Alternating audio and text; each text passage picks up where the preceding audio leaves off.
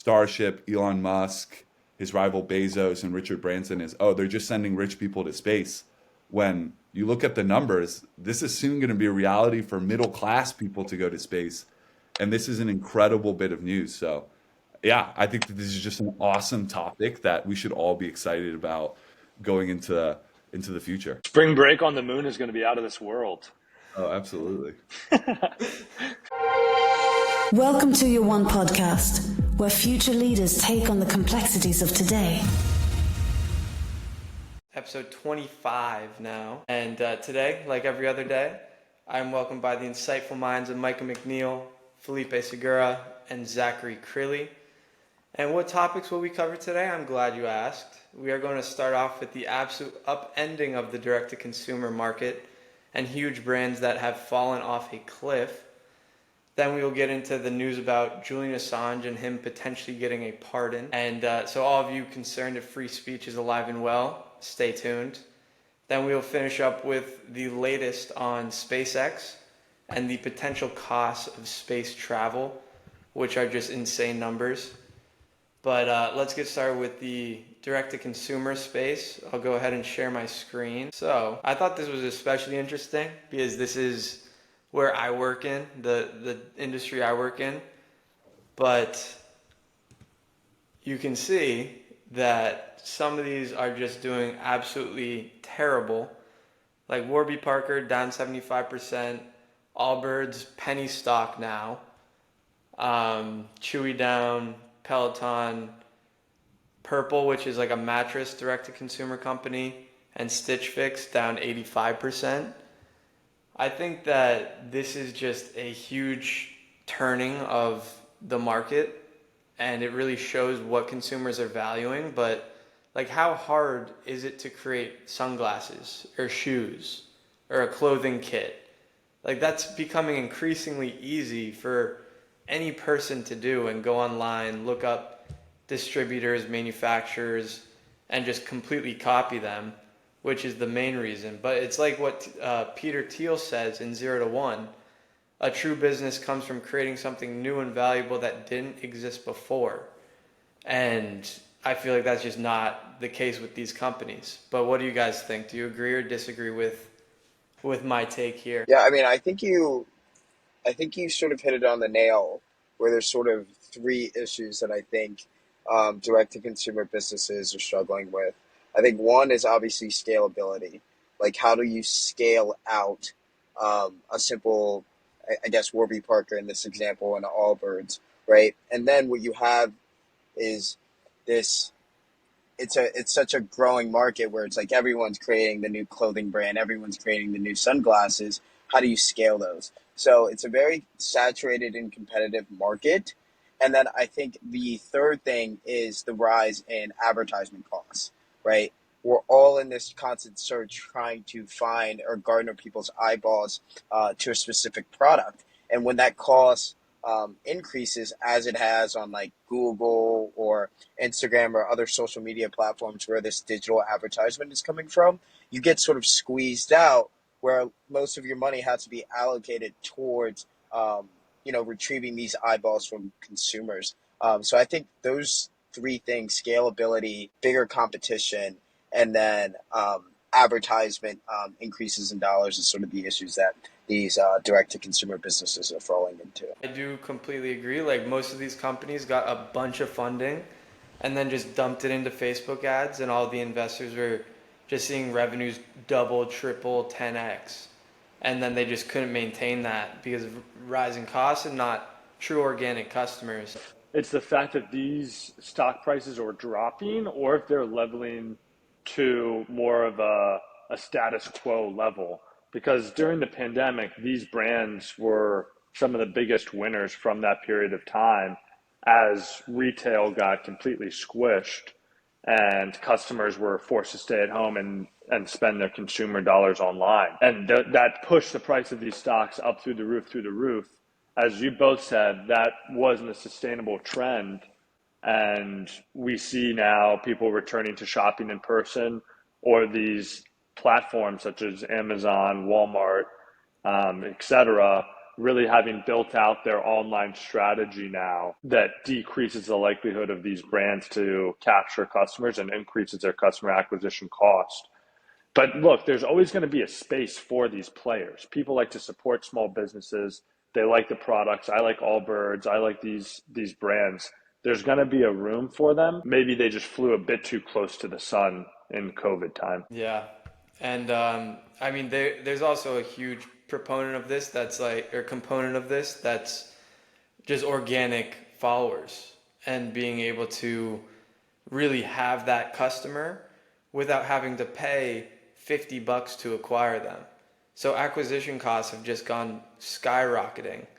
And we've seen the rise in like one person brands where they just get a huge social media following and then monetize it, and their cost of acquisition is way, way down. So I think that trend is going to continue as well. Definitely a pretty crazy drop there. Well, to your point, and for people who want to look more into kind of people who leverage their social media following or their popularity, just look at Prime Energy, the Kardashians and their makeup brand, just an aside to that, right? Those are brands that are taking off and don't spend too much on marketing, right? So, But Julian Assange, let's get into it. So he's potentially getting a pardon from the United States as he is in, where is he? Zach, do you have more insights? So for the people who aren't familiar with the Julian Assange story, maybe you've heard of WikiLeaks, which is his company. That's what he is the founder of. He's an investigative journalist of, does anybody know what his ethnicity is? He's Australian. He's Australian. Yeah, he's born in Australia. He started WikiLeaks. WikiLeaks is an amazing source of data. They have a wide variety of both government documents, commercial documents available. And it was a really new and innovative form of journalism where he said, we're just going to give all the information to the people and allow journalists from any institution or publication to come and interact with this data and transcribe it for people as they may. This, of course, put him on the radar of many people who did not want information to be made public to everybody in a free and open fashion. And what really is the straw that broke the camel's back was he published videos that showed American military personnel conducting drone strikes in Iraq, in Afghanistan, in the Middle East. And these drone strikes killed civilians, and that's why they were of interest to be published journalistically. But the US government then came out and said, you put armed service people at risk by showing the location of our personnel. So that allowed them to create a warrant for his arrest. The Ecuadorian embassy in London offered him safe harbor. He lived there for a number of years until recently they pulled out their support and British police arrested him, dragged him out of the Ecuadorian embassy, where he, side note, he had a love affair with Pamela Anderson for a number of years, which is interesting. Pulled him out and have extradited him to the US, where he's been for the last number of years. And many people that are for journalistic integrity, freedom of speech, freedom of press, argue that this is a direct assault on those freedoms and that he is in many ways the poster child for American hypocrisy as it comes to demanding freedom of press from our friends and allies across the world, but maybe not upholding those same standards here on our home turf. I mean, I think they deliberately and outright kind of went against those standards. A vote just passed, a vote just failed, that you do not need a warrant for the federal government to access all of your communications. Basically the opposite of free speech and what Julian Assange stands for. So what are our thoughts on that? I mean, that's just a huge vote that completely goes against what we're standing for. I don't know. I think if this was 20 years ago, I think most of the American public, and I think people who are soon to be younger, would have said, yeah, Julian Assange should be in prison. because he's betraying the United States and we need to trust the government and we can't put our troops at risk and whatnot. And I think a lot of people would have bought the argument. But I think that Julian Assange and what he represents, and to a certain extent Snowden, represents kind of the mistrust that people have to the government. I think we felt like we've been lied to.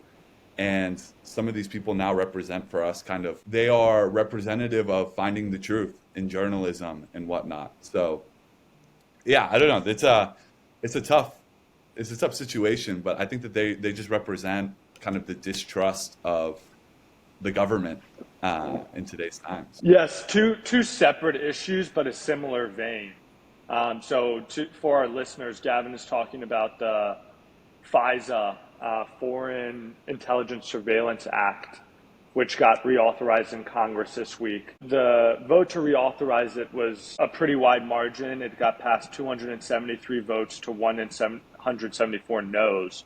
But what was even more controversial was an amendment that would have required authorities to seek a warrant when dealing with the digital footprint of American citizens. And that got tied 212 votes to 212 votes. And the tie got broken in the favor of not requiring that warrant. And why is this a problem? Because there have been some pretty landmark lawsuits recently that have attacked this law. Most notably, it's a law that Trump says was used to spy on his campaign. And that's what got a lot of press. But even beyond that, in these lawsuits, it's been exposed that this law has been used improperly by the FBI almost 300,000 times and has targeted racial justice protesters, January 6 suspects, among others. So what is this doing? This is saying it's giving the power to the federal government, these unelected officials in the intelligence agencies, to come and look into your phone and look into what you're doing without a warrant and without, I don't know what the onus is for probable cause, but without having a third-party judge saying, yes, you can look at Felipe's phone because we have this probable cause. Now, a lot of people say, hey, I like to live in a free and secure society. If this is the price that we have to pay, so be it. I have nothing to hide. And I get that. But I look back at our founding fathers, and especially the famous Benjamin Franklin quote where he says, if you trade your freedom for security, you will gain neither. And this is a great example of that. And it does weave into the Julian Assange conversation, because these people, Julian Assange, Edward Snowden, Chelsea Manning, among others, have gone out of their way and have put their own future potential in risk. They've had to go running and fleeing to say these things are being abused at a massive, massive scale. And frankly, this is a topic that you won't likely hear about from other media platforms. So this is one that we wanted to highlight and share the importance of our digital freedoms being maligned through the failing of this law to pass. Dropping the stats, dropping the news, Zach Crilly live. But honestly, I think Julian Assange would be up there with one of the most interesting people to have an interview with in the world. If you were able to just have no really bias in the conversation and just sit down with him one-on-one, he has lived an incredibly unique life. But I do want to just harbor on this for a little bit longer, because and not to get too political, but it's a really interesting debate, the security versus freedom.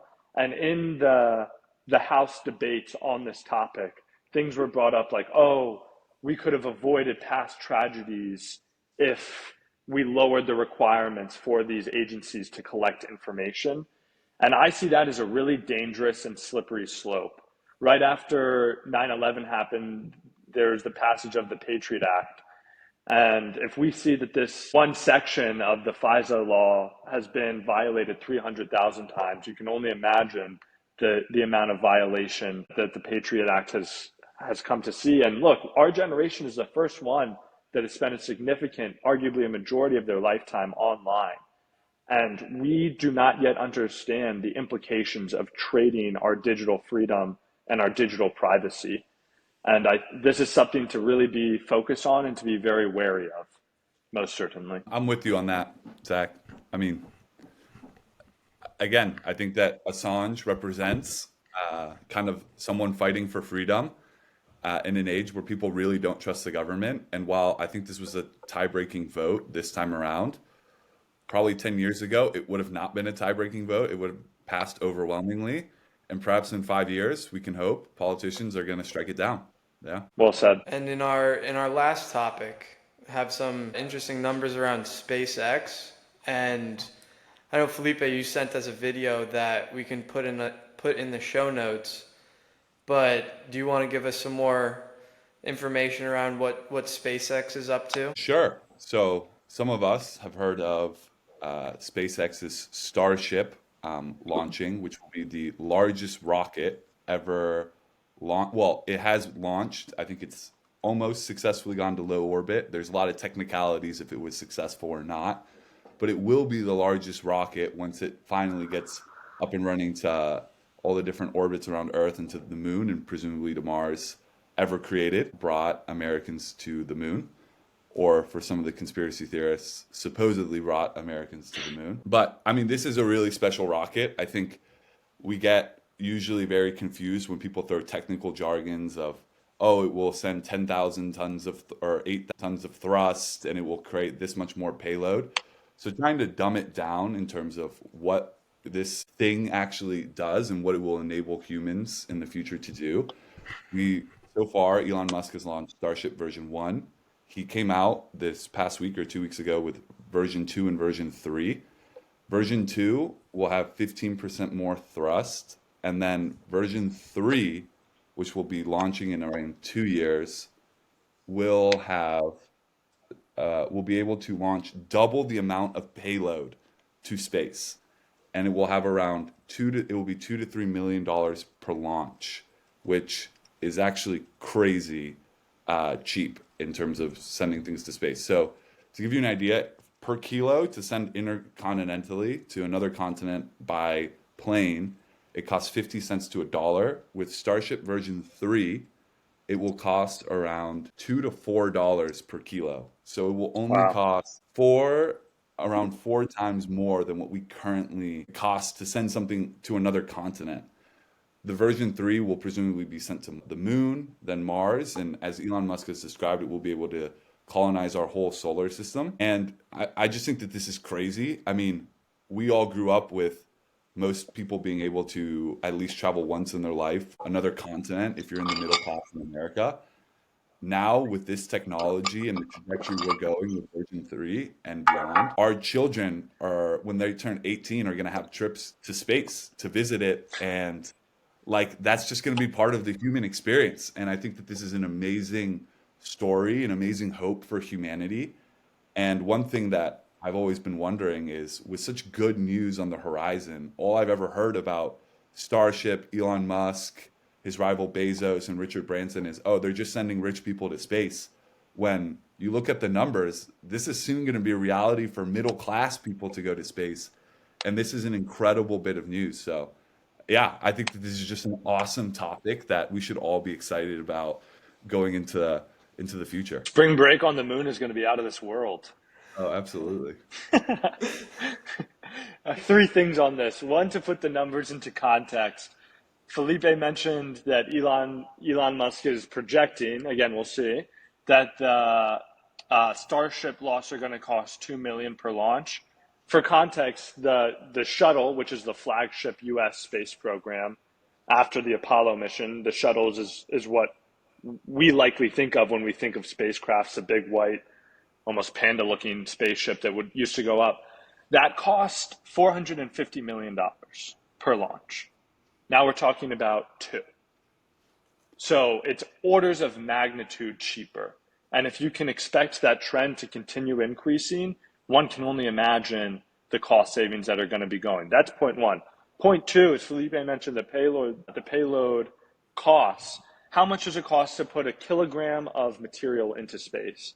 Traditionally, with the space shuttle, it costs $18,500 for 1 kilogram. With the Falcon 9, 2,000 per kilogram. With the Falcon Heavy, 1,400 per kilogram. So what does this mean? This means that this now democratizes the ability to put things into space for more academic institutions, for more research institutions, for more private companies, and for more governments. And the third thing that this highlights is the importance of the public-private partnership, especially as it relates to aerospace. These improvements and advancements, which frankly can be largely attributed to one company, is spectacular. I don't see a world in which these advancements could have been made if space was still a solely publicly administered area and industry.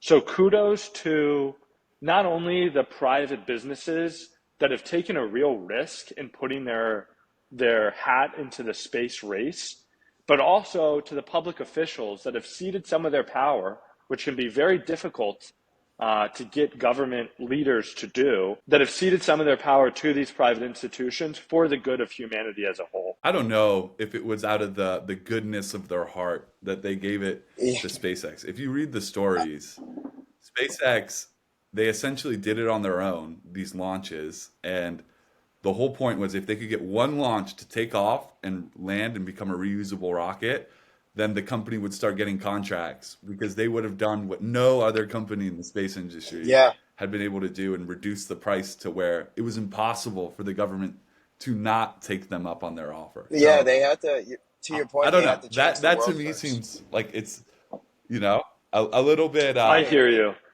of the doubt here. I Can you do guys hear me? think that there's a risk of making the government out to be, or government actors to be boogeymen.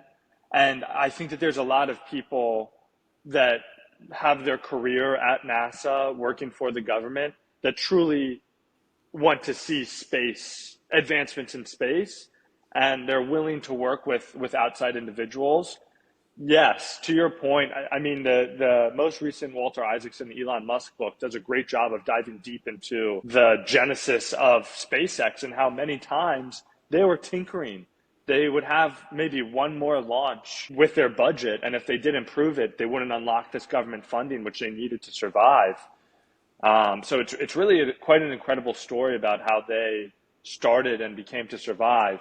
I hear you, Felipe, in that their hand was largely forced because the innovation was so massive that it becomes harder and harder to ignore. But I do want to give a nod to the people that have spent their careers at NASA that have made efforts to create inroads with industry and haven't gate kept the aerospace world like it has been previously. Yeah. The numbers on how many they've done, SpaceX, 333 total launches, 297 total landings, and 267 total reflights.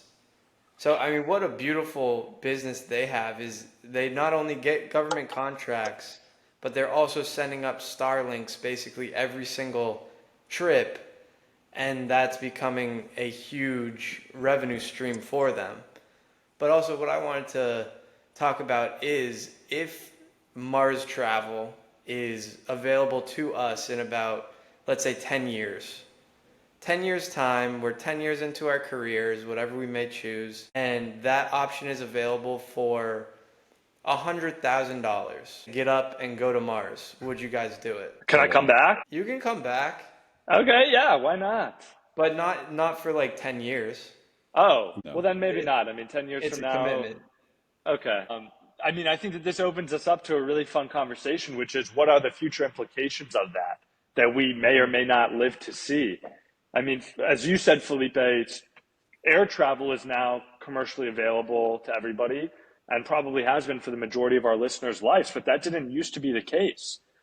I remember seeing photos of my family when they would go on flights a long time ago and they're all dressed in suits and it was like a very big special thing.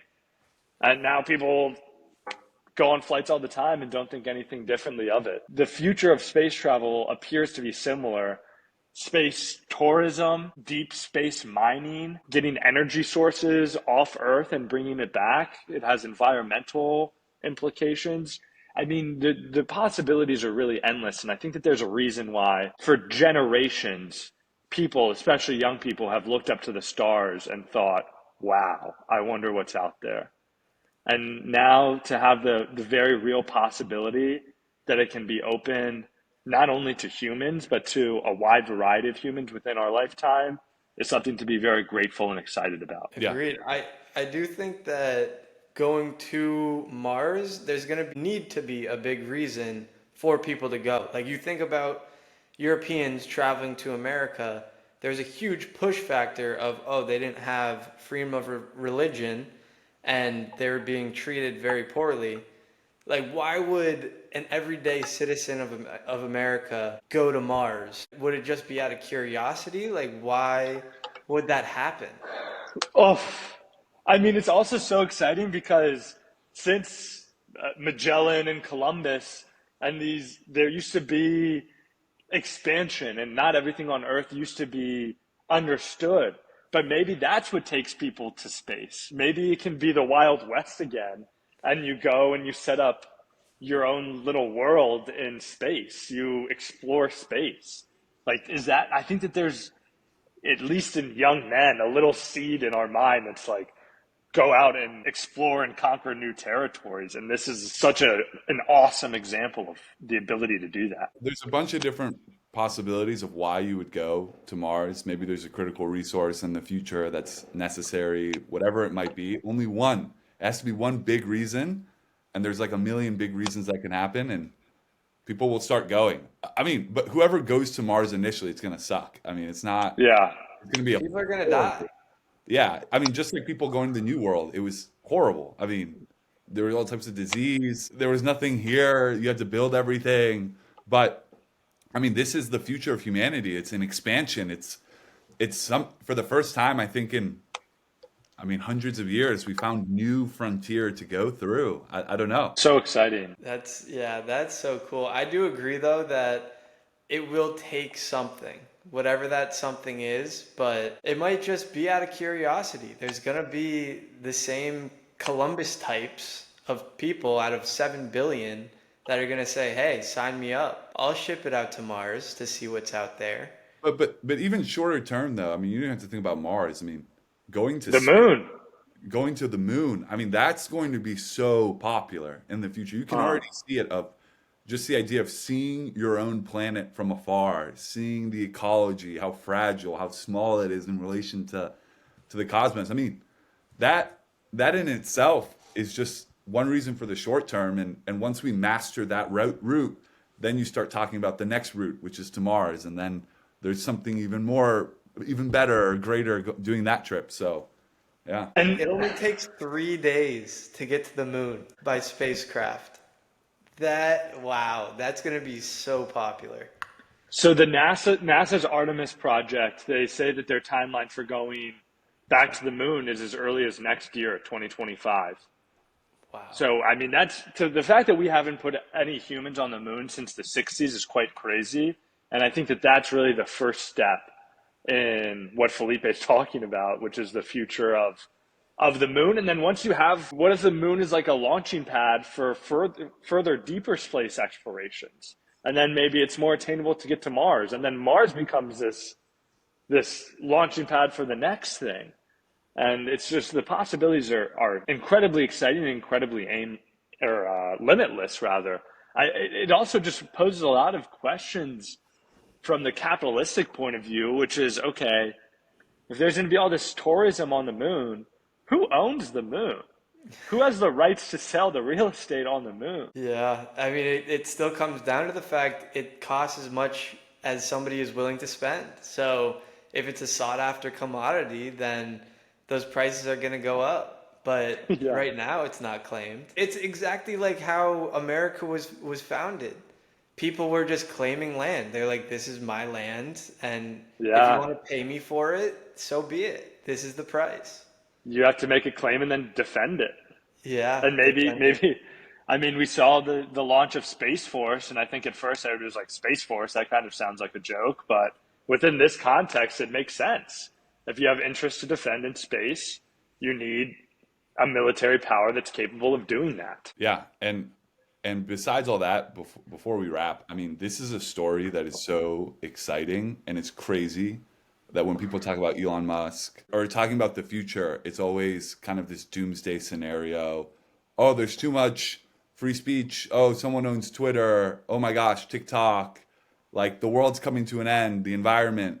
But you don't get a lot of stories like this. And so I think it's important that we bring this up and something to be excited for in the future. I mean, I can't think of many things that is highlighted in the news of people being super excited for in the coming decade, right? Yes. Yeah. To And make a counterpoint, I have a question for you guys.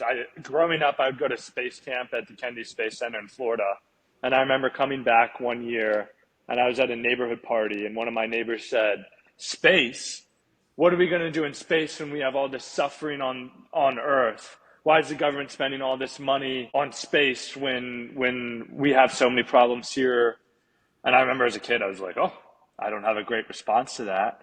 I think the response now would be there's so much innovation that can happen in space that will benefit people here on Earth.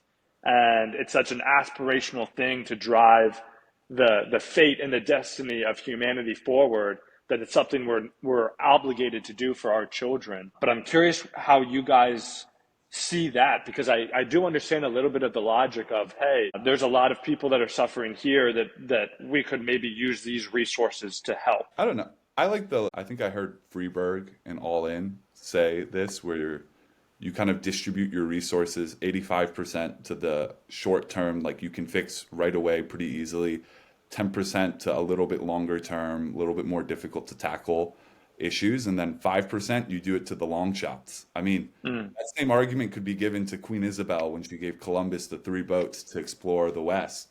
You have a bunch of poor people in Spain. I mean, Spain was poor in the 1400s. I mean, people are probably living less than $1 a day in today's terms. Probably spent those resources in expensive boats to take care of the poor in Spain. But no, you gave it to Columbus, these 3 boats. It's expensive, it's a lot of resources.